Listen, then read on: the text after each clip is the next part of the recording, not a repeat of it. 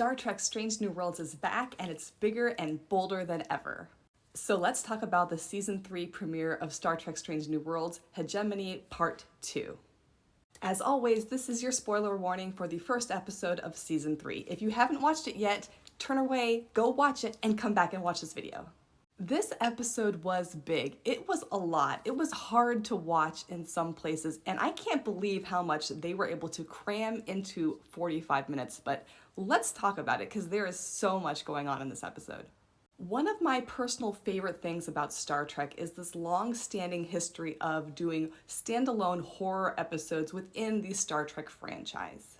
Star Trek Strange New Worlds takes us a step further in that the horror episodes of Strange New Worlds really are confined to this Gorn storyline that started back in Season 1.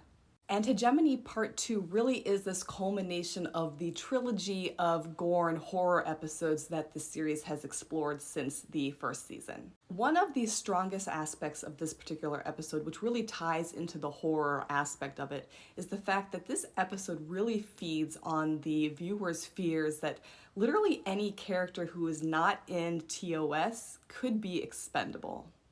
And in this episode, that focus really shines on the character of Erica Ortegas because there are moments in this episode where you really feel like, are we going to lose her?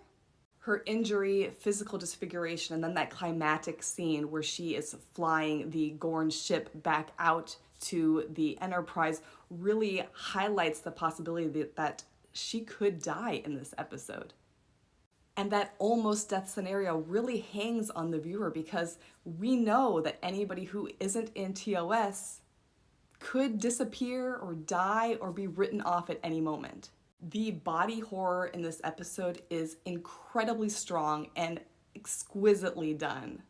We see scenes in this episode that are very reminiscent of John Carpenter's The Thing and Ridley Scott's Alien. In Hegemony Part 1, we're really struck by this idea that the Gorn are using people for breeding, that they are a parasitic organism when it comes to reproduction. But I think even more horrifying than that is when we realize that the characters are trapped in this digestive chamber of the ship where they are basically being broken down and used as fuel for the Gorn. Of all the horror episodes across the Star Trek franchise, this one for me takes the cake. This one is the creepiest, it is the scariest, and it is the most disgusting. Another thing I really love about this episode is how the writers have connected it back to TOS. There is a mechanism at the end of this episode to basically explain how we could have Kirk in the episode Arena really kind of surprised by the fact that the Gorn are there, and this idea of the Gorn having a long hibernation process really worked well to kind of tie in Strange New Worlds and TOS in a way that doesn't totally break the continuity of the original series. There's also this beautiful moment between Scotty and Pelia where we realize that Scotty, at this point, kind of to his disadvantage, really only works well under pressure, and how Pelia really leans into that and helps him kind of use that to his advantage in order to save the ship. This dichotomy between Scotty and Pelia really sets up Scotty for becoming the man that he will become in the original series. We have a parallel moment in this episode where Pelia really recognizes the potential in Scotty that harkens back to that earlier episode in the first season where Pike recognizes the potential in Kirk and how Kirk is eventually going to replace him, just as we know that Scotty will eventually replace Pelia. This scene where he discovers how to cloak the ship under the Gorn is essentially his test run for becoming the miracle worker. We finally have the peak of the Spock and Chapel relationship where she finally admits her true feelings and that her feelings aren't what they were when they first were together and that she is ready to move on. And of course, those of us who know the original series, we recognize where this is going, how it's going to play out with Corby and of course her relationship with Spock in the future.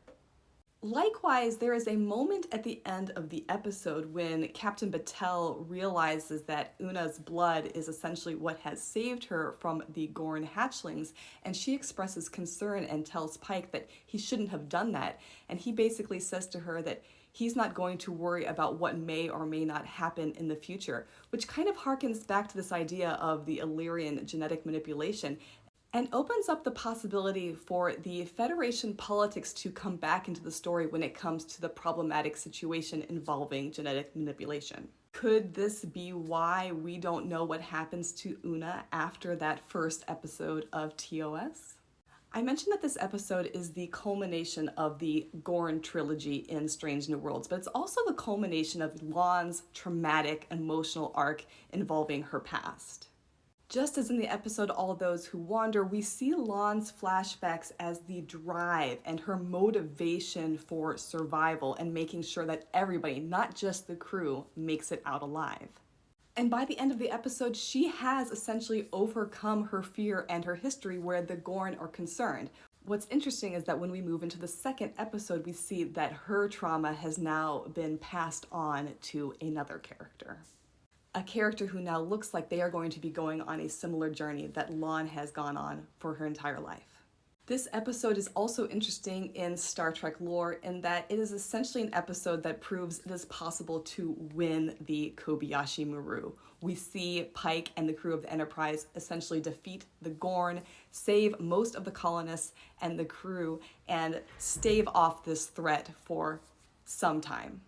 All of this despite the fact that we probably should have lost at least one character. But that's why this episode is so exciting in the Star Trek canon, because once again, it is an opportunity for us to witness a captain really going against this idea that there might be no-win scenarios.